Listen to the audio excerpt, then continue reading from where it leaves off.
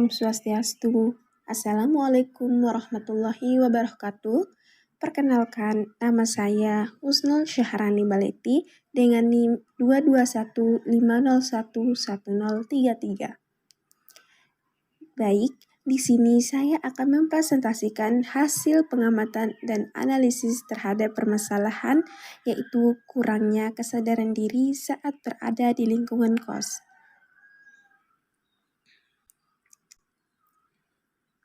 Pada kali ini, saya akan menjelaskan apa itu kos.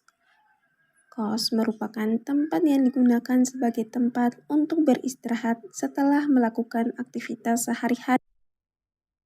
Namun, mencari kos yang nyaman agar bisa istirahat dengan tenang tidaklah mudah, karena terdapat tetangga kos yang berisik. Tetangga tersebut seringkali mengganggu ketenangan kita saat hendak beristirahat, entah sedang berkumpul dengan teman atau menelpon dengan kekasihnya.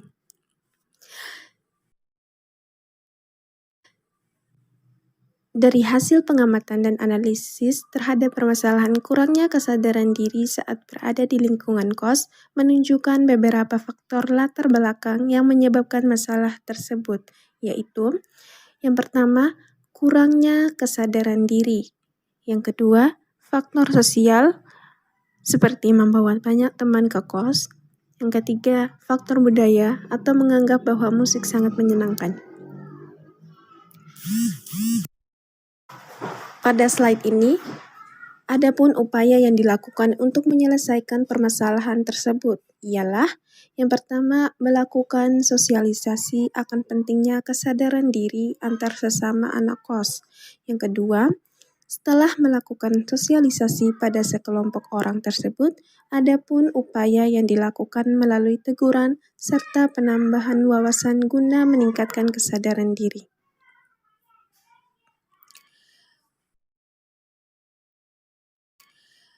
Pada slide berikutnya yaitu adanya fungsi sosialisasi.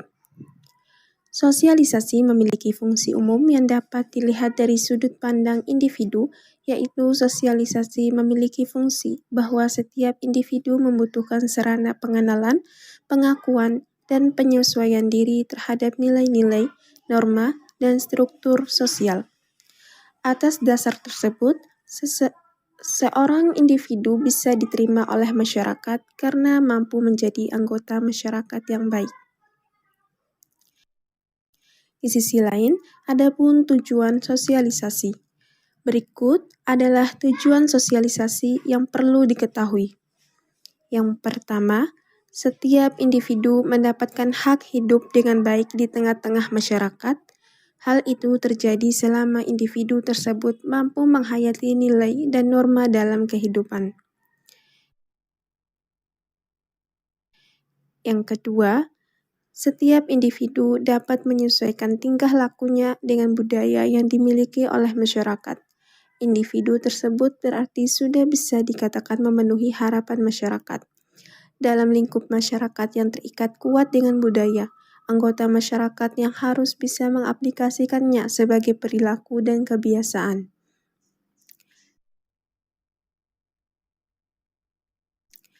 Yang ketiga, setiap individu dapat menyadari dan memahami peran dan posisinya dalam masyarakat. Hal itu akan membuat individu tersebut dapat berperan aktif dan positif dalam kehidupan sehari-hari. Yang keempat, setiap individu mampu menjadi anggota masyarakat yang baik sesuai nilai dan norma dari masyarakat. Yang terakhir yaitu keutuhan masyarakat bakal terwujud dan selalu terpelihara apabila setiap anggota masyarakat memiliki berinteraksi yang baik. Interaksi yang baik adalah interaksi yang berdasarkan pada pemenuhan peran masing-masing sebagai sesama anggota masyarakat. Pada teguran ini sudah saya lakukan sebanyak 3 kali, namun hasilnya tetap sama. Karena utamanya dari faktor sosial, yaitu teman-teman yang datang sehingga menimbulkan keramaian atau keributan saat berbicara. Sehingga saya berkenan untuk melakukan sosialisasi secara langsung bersama mereka. Jika tidak ada perubahan, saya bisa mengadukan kepada pemilik kos. Jika teguran saya tidak diindahkan oleh tetangga kos yang berisik tersebut, maka akan saya coba berbicara dengan ibu kos. Saya akan coba menyampaikan keluhan pada ibu kos agar ibu kos bisa menegur tetangga tersebut secara langsung.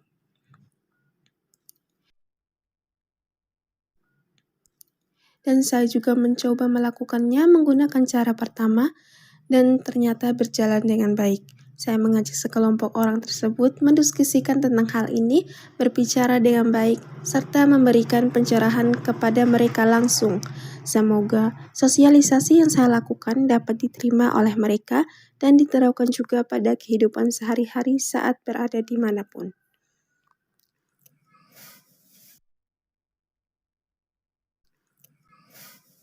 Dari apa yang bisa saya amati dari permasalahan ini, sangat penting untuk kita semua lebih menanamkan kembali kesadaran diri pada diri masing-masing.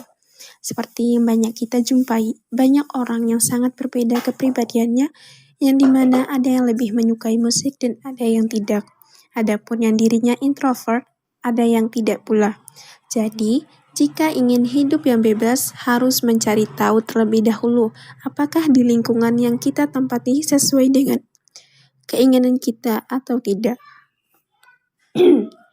Pelajaran ini bukan hanya untuk mereka, tetapi untuk kita semua, siapapun yang merasa sama halnya dengan masalah ini.